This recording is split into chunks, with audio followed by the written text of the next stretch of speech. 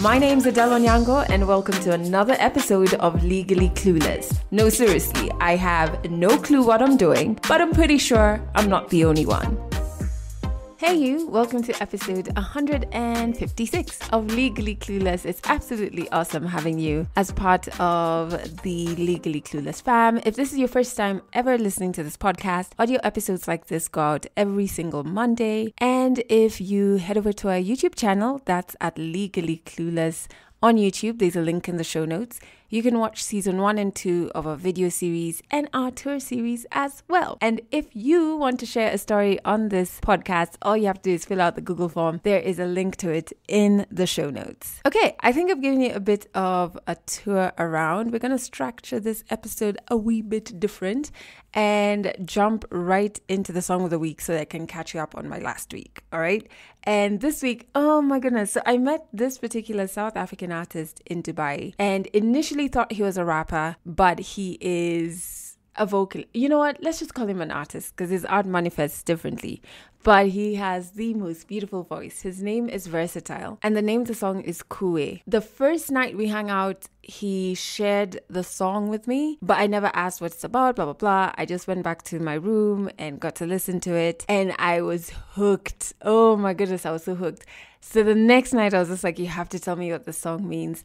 And it's basically just like a love song. I think he said recorded and written during the lockdown, the pandemic lockdown. And he's kind of like telling his love interest that they need to have their phone on so he can call them, etc., etc. It's just such a nice song. I can't wait for you to listen to it. Also because it's so random how I bumped into this artist and then fell in love with his music, you know? So I've put a link to the song in the show notes. Make sure you check it out. Speaking of Dubai, we had such a wonderful trip. It was shorter than most trips, but we made it happen. So first and foremost, my poetry performance at the Africa Honor Day was awesome. I'm not even going to lie. It was awesome.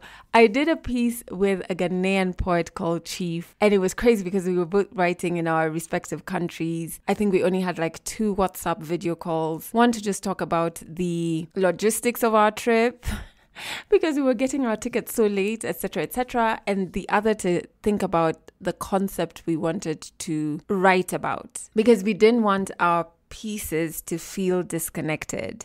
And so when we got to Dubai, the first day, Chief and I sat down and just like hashed out our poems a bit more. And yeah, it came out really well. He's a very different poet from me. I love his writing because it paints pictures in your minds. He has a way with words around that.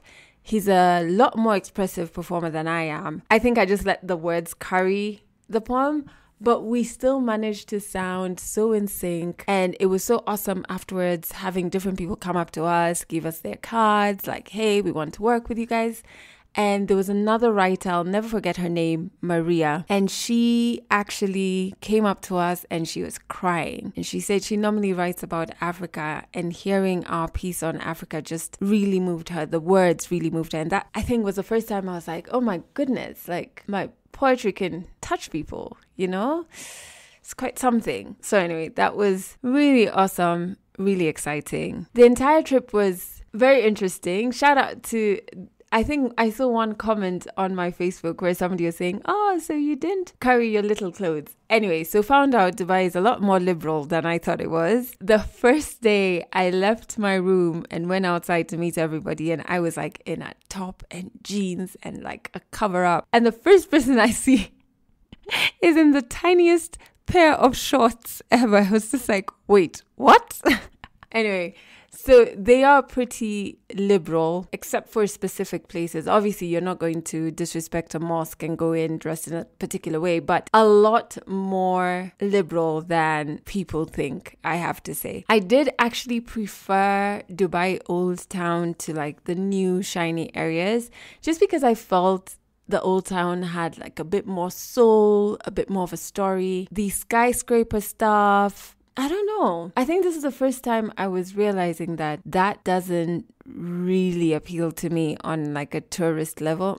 But going out to the desert, I completely underestimated how powerful the desert is. Like in terms of its its power as nature. And then gazing into like the stars and man, listen, we did shoot a Legally Clueless video episode, and very soon you guys will get to join us on our tours in Dubai, and we got to record quite a few powerful African stories that left me so, I don't know, like more knowledgeable about, this whole, we're leaving our African country to go to Dubai for greener pastures. It is not as easy as it looks. But all of that will come to our YouTube channel really soon. So that's Dubai. And then I came back on Wednesday in time to launch the book that I co-authored on Thursday. Yeah.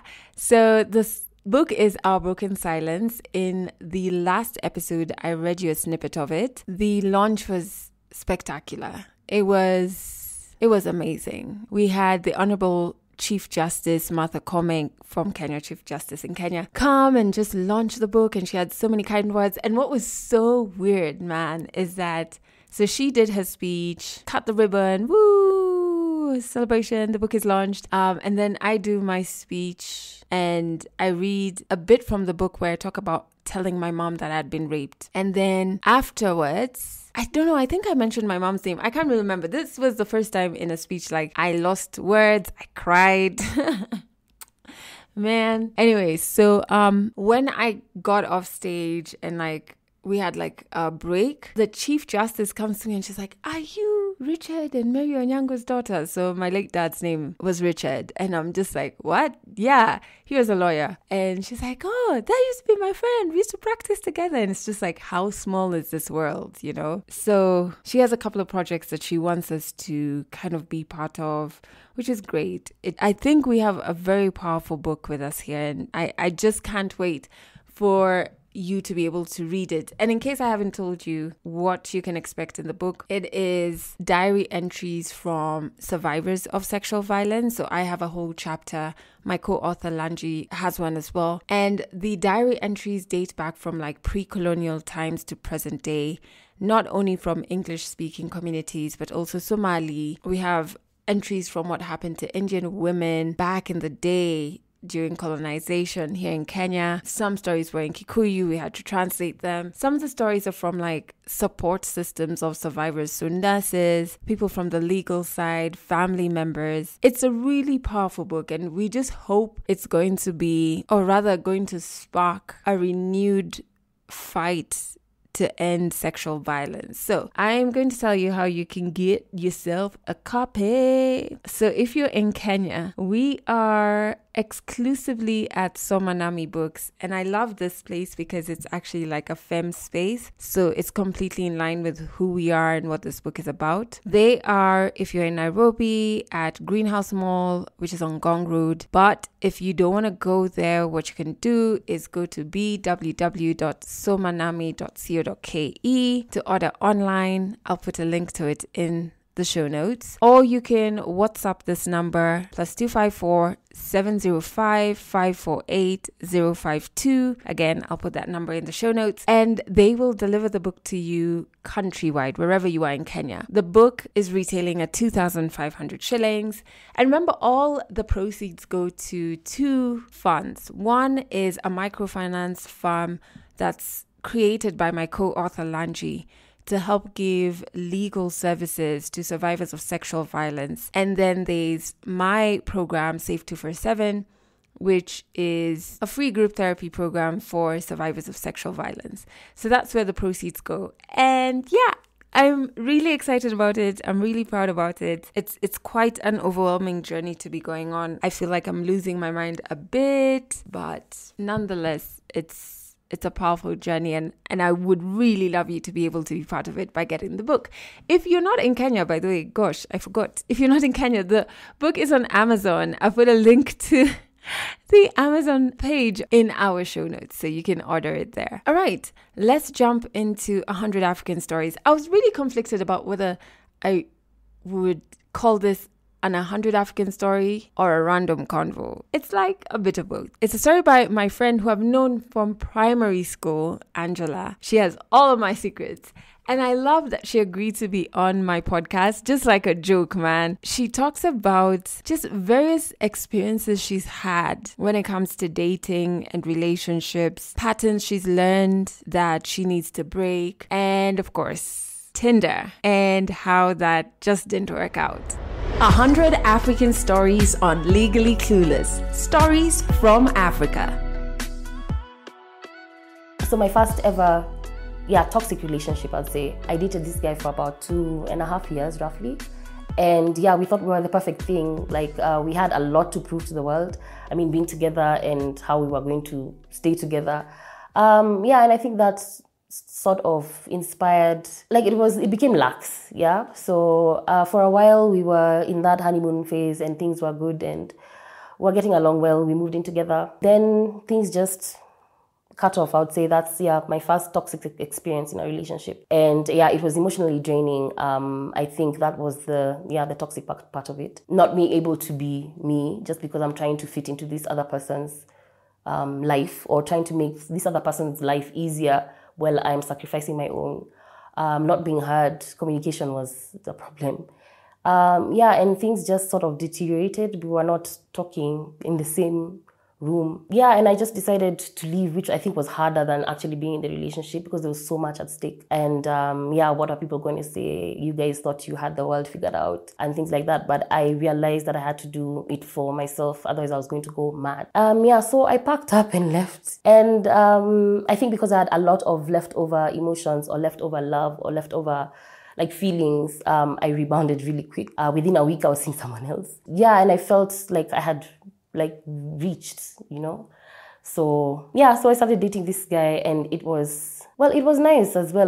Moving from something that was not there to something that is actually really there, and almost felt like tangible, like you could actually account for the feelings that were not being taken seriously before. So pretty quickly, things started moving pretty quickly. We also moved in together, and we were living the sort of dream, or so I thought that was.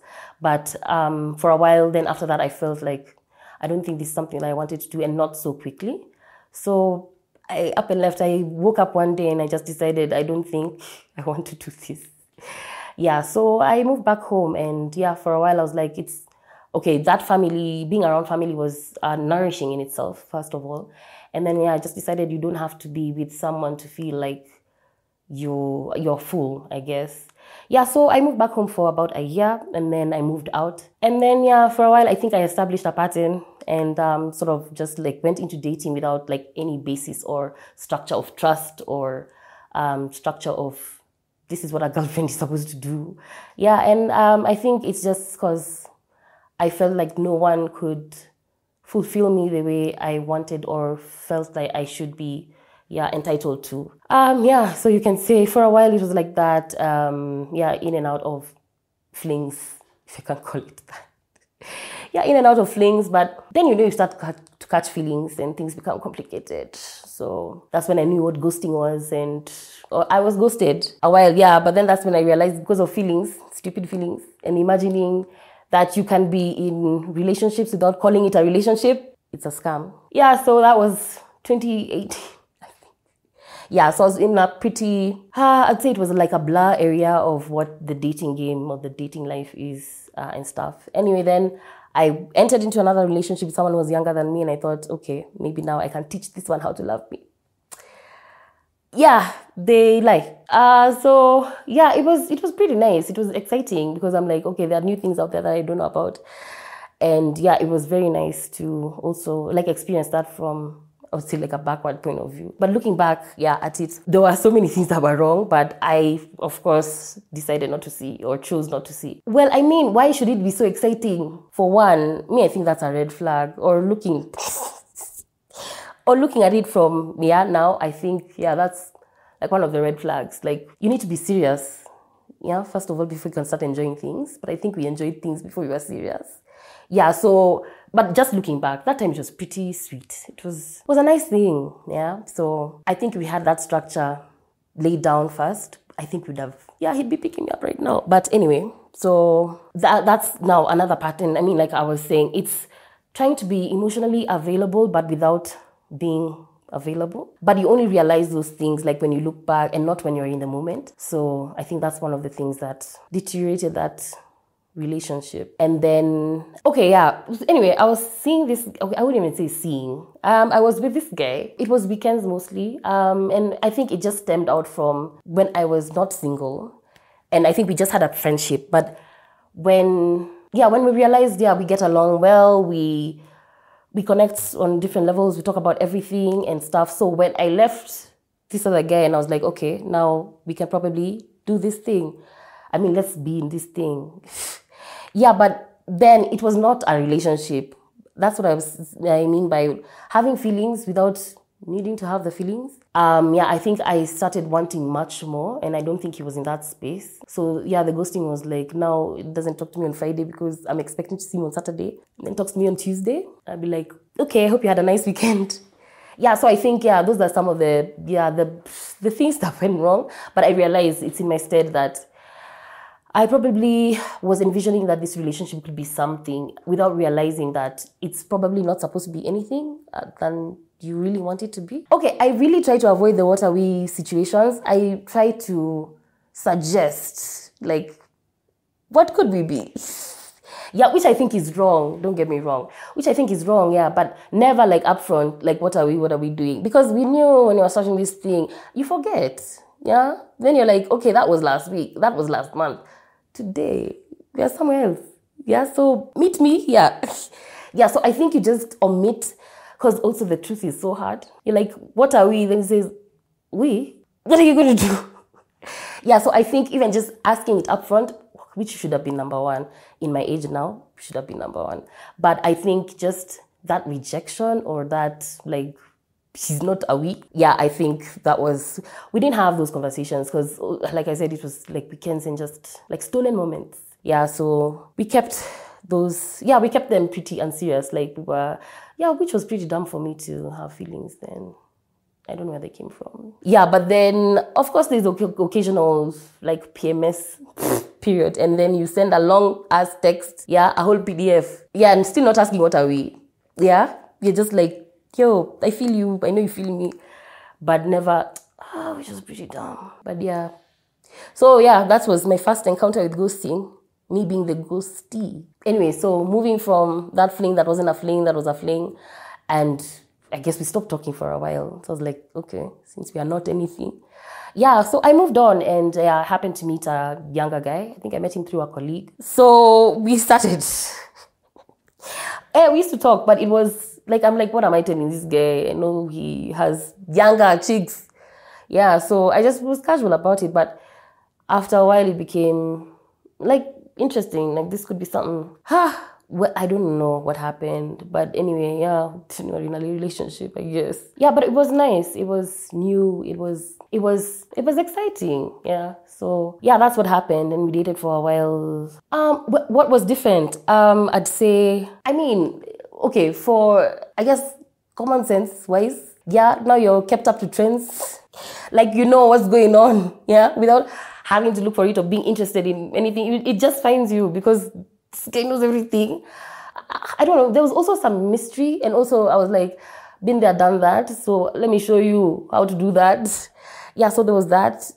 I wouldn't say it was a control thing. I think it was just like from a wise perspective, like, I would fit into your life so perfectly if you just let me, But then also in the back of my head, I'm like, okay, in like a year, you'll get tired of this old lady and want to do your, So I didn't really have like an attachment, but it still felt it was cozy, I would say. And even for a while, I don't think the age mattered, really. It would just maybe come up in a few things, but it was not like always in the back of my head, like, this guy is younger than you, get out of there. Or I guess those were the key differences. But it didn't feel like it was rushed or pushed or it needed to go somewhere real quick. It was in the moment. I think that's what I really liked about it. I'd say then COVID hit, but then now the timeline is becoming a bit, setting to reality.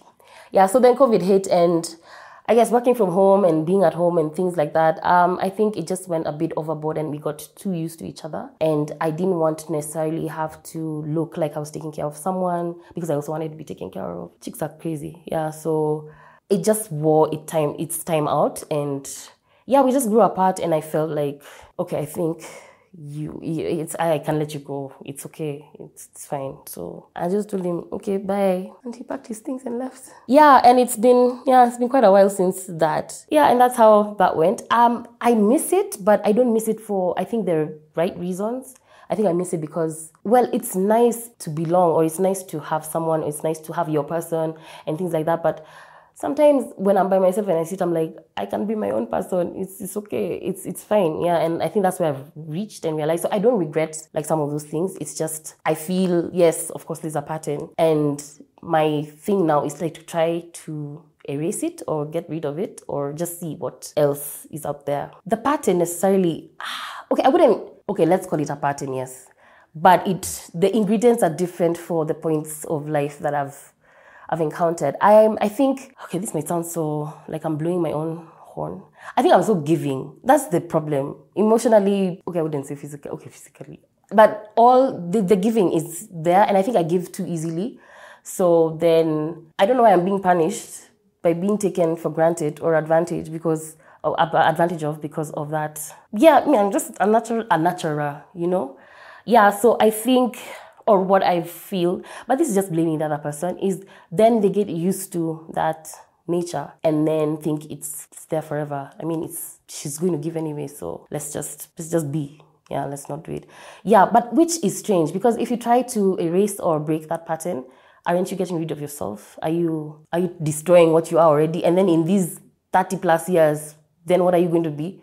Yeah, so I don't know if it's like a tone down or, yeah, but I think that's the thing. And I've seen it even, not in the relationships that I've been in, but even just with people generally. I think that's the big thing. And I don't know how you can undo being yourself.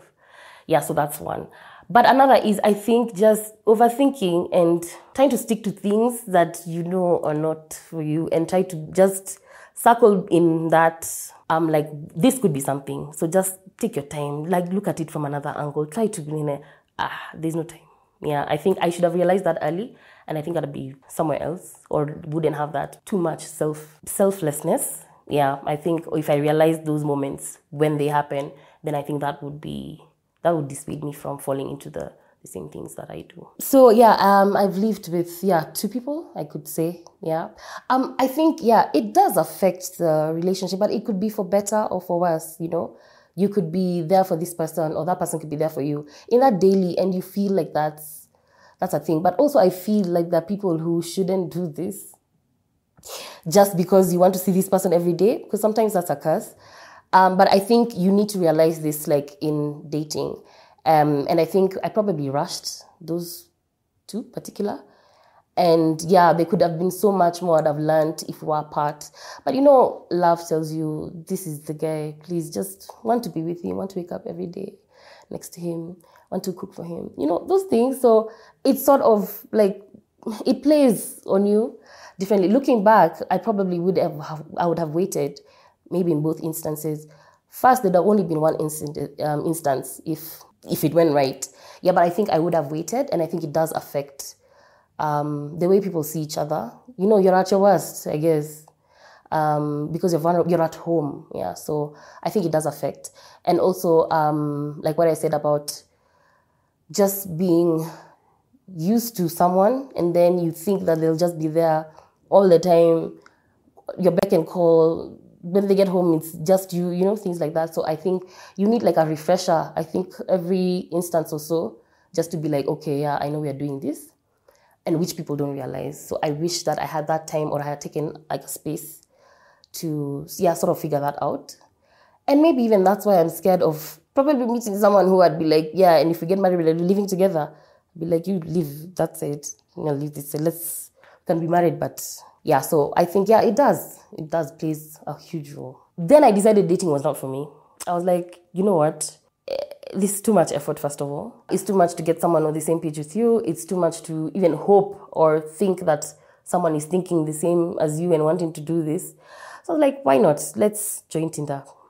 Let's see what is out there, since we can't go out. And we could meet nice people. They can be interesting. We can talk on text. And we can see how we can, get along. Anyway, yeah, so that's Tinder. I think I've been on it for a year, but I'm done. Met a few or talked to a few people and met up with a few, and I would say 90% have ended badly, or okay, didn't take off probably, but have ended badly. I think that experience also just made me feel like there are no people out there, which is a paradox because people are getting married every year.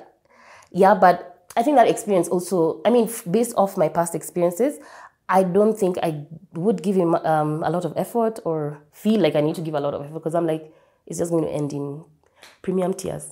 Yeah, so, I'd also call that a series, like serial dating, but with no repercussions or no one to answer to, or if it goes badly, I can just block you, things like that. So I think it's like a playground of sorts. But another nature of mine is I have such a big heart that I think, it took a toll on me. Yeah, like I would think, am I not good enough? Or what else do they want? Or should I be this other person for this person to feel me the way I'm feeling? Or if it ended so badly, how can I fix it? Or should I give it like 3 days and then come back and try again? I'm like, why so much energy? Yeah. So it was not that the app or the experiences are bad, I would say. I think it's just the world itself in how it predisposes you to turn on or turn off your strengths or your weaknesses. When I say it like that or when I hear it out loud, it makes a lot of sense. So I wouldn't say it's the app. I think, okay, the people are messed up, but for you to want to fix that or think that it should be different, I think that's a whole other ball game, which I was not ready for. When I had just started on the app, I think the first guy I met, I didn't feel like saying his name. But anyway, it was nice. I mean, I think we clicked, we talked. I mean, we used to talk almost, I think, every day. And also, I was also not going to do that everyday thing if there's nothing more that's happening. And we had not met yet. So, then you move to WhatsApp and pictures, I guess, and stuff, my life, talk about work, talk about all the things that, like it was a normal, I would say friendship, I guess. But, in the back of your head, you're like, okay, this guy joined Tinder for his own personal reasons. Yourself, you joined for your own personal reasons. You can't now say that now you're off the app and you're on WhatsApp, that he's not still on Tinder. So I used to go back and check his profile to see if he's still active and stuff. Yeah, and which he was, but I wouldn't blame him. We had not met yet. Anyway, so I guess after a few weeks or maybe a month or so, I was like, let's meet. Let's see what this is. Yeah, but it was nice. I wouldn't say it was bad. But that's when you realize your objectives for joining are two different things, So it was good for me to realize early that he was just in it for physical activities. Yeah.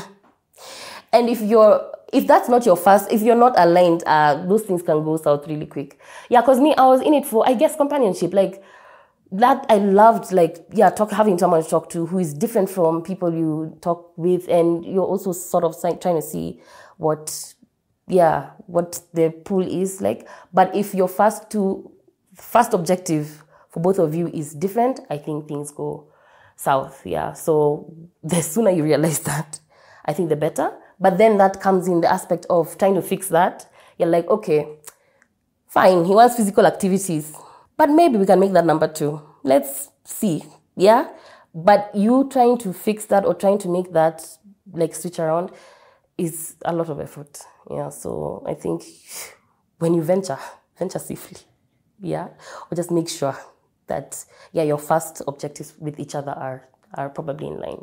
That was the first guy I met off Tinder. And I hadn't realized then that's what it was. Because, okay, then after we met and, is when I was like, okay, now even the talking becomes less or stuff. So I'm like, okay, then I'm still on this app, because I'm not going to leave because you made me leave. Who are you? Yeah, so I think I met maybe a few more or tried to talk to a few more. But then another thing that happens is you join this app on your own volition, with your own issues and your own stuff. You don't realize that if and when you meet someone, they also come with their own baggage and their own... So you talk. I mean, you develop a rapport, whatever. And you sort of like this person. Okay, maybe your objectives also meet. Yeah, they align. But then when they start unpacking the baggage, you're like, this is not what I signed up for. I can't do this. It's too much. Yeah. it's also a lot to deal with, especially if you also have your own and you also can't just really willingly unpack if you don't know where this is going.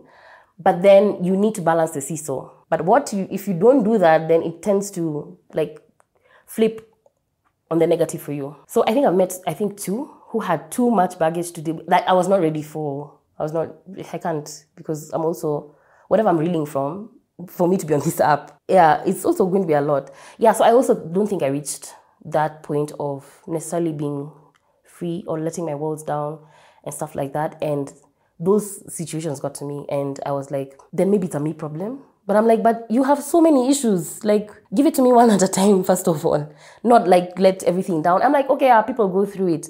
People have all that. But is Tinder where you're looking for therapy? Or, yeah, so, yeah, those are some of the other funny encounters that happen on Tinder.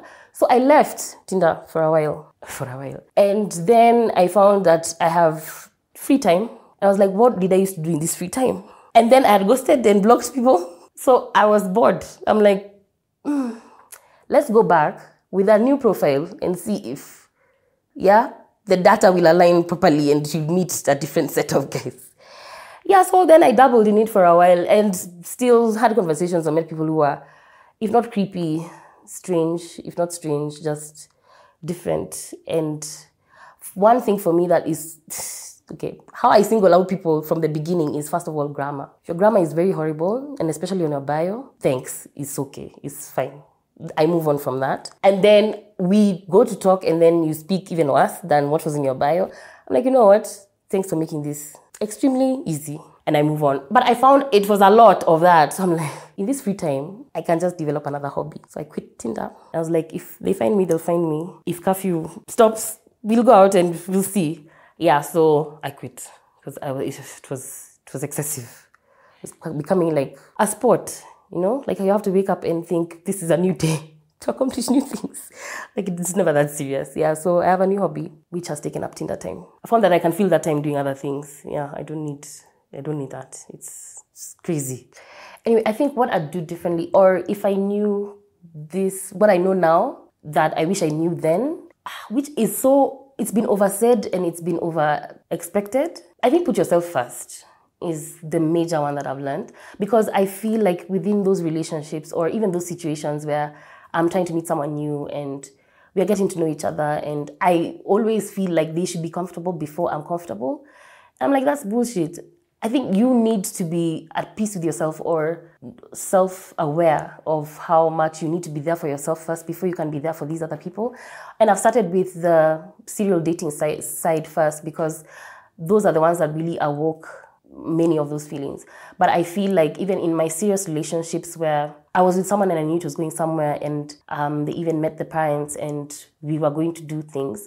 But I feel like most of it was just pegged on how he feels about it or how he's going to take it or how he would fit in with people, how he would. And I never thought about how, am I ready for this? Do I want this to be there? Do I really feel like we should move on to the next step? How do I feel? I never asked where I stand with being comfortable in that relationship. So had I known this then, I think I'd be better for it, or maybe that relationship would have crumbled before it did, or it would have been further, if anything. But like I say, it's been overstated, like be there for yourself first or start within you before you start to deduce what other people are going through. I'd also stay on the front for ghosting. When I was first ghosted and I'm like, oh, why isn't this person talking to me? Why do they think they can come back in my life and just be like, yo, what you doing? I'm like, And then I'm so ready to reply. And like, then I sit down for 3 hours. I'm like, hey, it's been long. Yeah, let me reply now. I'm just chilling, things like that, just to be available for this person.